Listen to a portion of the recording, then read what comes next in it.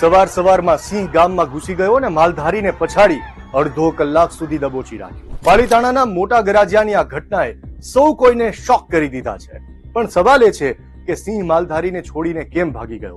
સમજીએ ગુજરાત એક્સપ્લેનરમાં। આ કિસ્સામાં શિકાર ન કરવા પાછળના 4 સિનારીઓ છે। પહેલો સિનારીઓ, સિંહનું પેટ ભરેલું હશે એટલે ખાધો નહીં। સ્થાનિકો મુજબ ગ્રુપમાં 3 સિંહ હતા। ત્રણેય સિંહ સોનપરી ગામ બાજુથી મારણ કરીને આવતા હતા, મતલબ કે તેનું પેટ ભરેલું હોવાથી માલધારીને છોડી દીધો। બીજો સિનારીઓ, માલધારીએ પંપાડતા સિંહને પોતીકો લાગ્યો। જાણીતા પર્યાવરણવિદ અને સિંહની હરકતના અભ્યાસુ વિનોદ પંડ્યા આ ઘટનાને જુદી રીતે જુએ છે।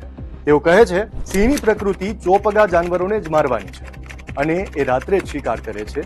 આ ઘટનાએ સાબિત કર્યું કે તમે સિંહ સાથે જેવો વ્યવહાર કરો એવો જ વ્યવહાર એ કરશે। માલધારીનો એક હાથ સિંહના મોઢામાં હતો, પણ બીજા હાથેથી પંપાડી ઇમોશનલ ફિલિંગ આપતા સિંહે આખો વિડિયો જોવા માટે ડાઉનલોડ કરો દિવ્ય ભાસ્કર એપ।